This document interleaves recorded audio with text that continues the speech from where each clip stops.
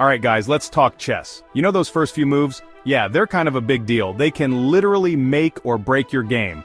A good opening lays the foundation for everything that follows. So what are you waiting for? Get some coffee, buckle up, and let's get started. Hi, I'm your name. And in today's video, I'm going to show you 3 powerful strategies to improve your chess openings and dominate your games. First up, we're tackling the heart of the board, the center. This is where the magic happens, where the game is often won or lost. Think of it like this: whoever controls the center controls the game. It's the most strategic part of the board. It's like having the high ground in a battle. You have a commanding view and can dictate the flow of the game. You get a better view, more space to maneuver your pieces. This freedom is crucial for executing your strategy. Now, how do we control the center in chess? The answer lies in the humble pawns. The answer is simple: with your pawns. They are the foot soldiers of your chess army. Specifically, those in the center columns, the E and D pawns. These pawns are your key to central dominance. Pushing these bad boys to E4, D4, E5, or D5 is going to be your bread and butter in the opening. It's a fundamental strategy. Why? Because it cramps your opponent's style. They find it difficult to develop their pieces effectively. They can't easily develop their pieces. They can't attack as effectively.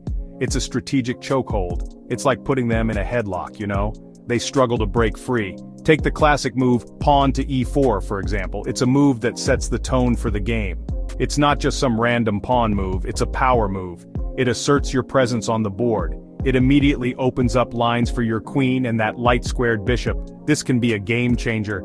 And let me tell you, a developed bishop in the opening, that's scary. It can control long diagonals and put pressure on your opponent. Plus, E4 just screams, "I'm here to play, buddy." It's assertive, it's bold, it shows confidence. It's the opening move of champions. Many great players have used it to dominate their games.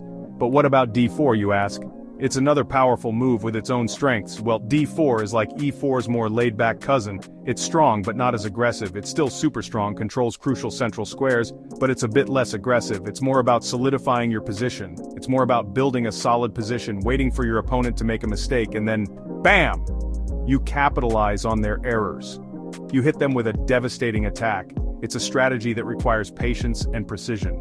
Now remember, controlling the center isn't just about pushing pawns. It's a multifaceted approach. It's also about supporting those pawns with your pieces. Coordination is key.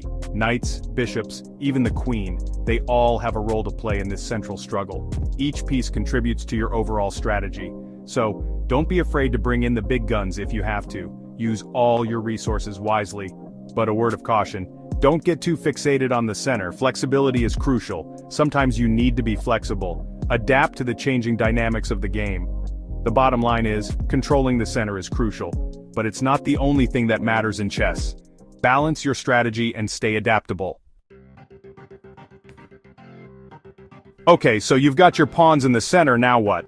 The pawns have done their job and now it's time to bring in the big guns. Well, it's time to unleash the cavalry. The knights are ready to leap into action, or in this case, your minor pieces, the knights and bishops. These pieces are crucial for your strategy. These guys are like your special forces, fast, agile, and ready to strike at a moment's notice. They can change the game in an instant. But here's the catch: they're only effective if they're developed. You need to get them out of their starting positions. A knight stuck on its starting square? It's not doing you any favors. That's about as useful as a chocolate teapot. You need to get them into the game. So, how do we develop our pieces effectively? It's all about strategy and positioning.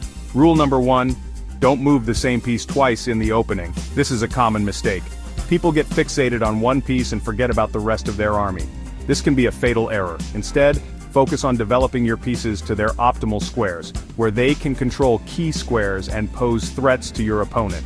This is how you gain control of the board. For example, knights love to be on the central squares, where they can control up to 8 squares. This makes them very powerful. A knight on F3 or C3, that's a happy knight. It's in a strong position. Bishops, on the other hand, prefer long diagonals. They can control a lot of space from these positions. They're like snipers, picking off enemy pieces from afar. This makes them very dangerous. So, try to develop them to squares where they can control open diagonals and put pressure on your opponent's position. This will give you a strategic advantage. And here's a pro tip: avoid moving your queen too early in the opening. It's tempting but risky. I know she's the most powerful piece on the board. but she's also the most vulnerable. You don't want to lose her early. Instead, focus on developing your minor pieces, controlling the center, and then, once you've got a solid position, you can think about bringing out your queen to join the party. This is a safer approach. Remember, developing your pieces is all about creating an active and coordinated army. This is the key to a successful game. Alright, we've talked about controlling the center, developing our pieces, and setting up our pawns strategically, but there's one crucial element missing: king safety. Because let's face it, if your king's not safe, you're not going to win the game. Your entire strategy could fall apart, and that's where castling comes in. It's a move that can change the course of the game. Castling is like tucking your king away in a safe little bunker, far away from the dangers of the center, where most of the action happens. But it's not just about safety. There's more to it. Castling also activates your rook, bringing it to the center of the board where it can participate in the attack, adding more power to your offense. It's like killing two birds with one stone, achieving both safety and offensive potential. Now there are two types of castling: king-side castling and queen-side castling. Each has its own advantages and risks. King-side castling is generally considered safer as your king is tucked away behind a wall of pawns, providing a strong defense. Queen-side castling is a bit riskier, but it can also be more aggressive, opening up opportunities for a swift attack. The key is to castle early, preferably within the first 10 moves, to ensure your king's safety from the get-go. But a word of warning: don't just castle blindly. Make sure that it's safe to do so, considering the position of your opponent's pieces. Alright guys, there you have it. 3 powerful strategies to master your chess openings: control the center, develop your pieces, and castle early. These are simple concepts, but trust me, they're incredibly effective. If you can master these strategies, you'll see a noticeable improvement in your games. By mastering these 3 strategies, controlling the center, developing your pieces, and castling early, you'll see a noticeable improvement in your games. Now it's your turn.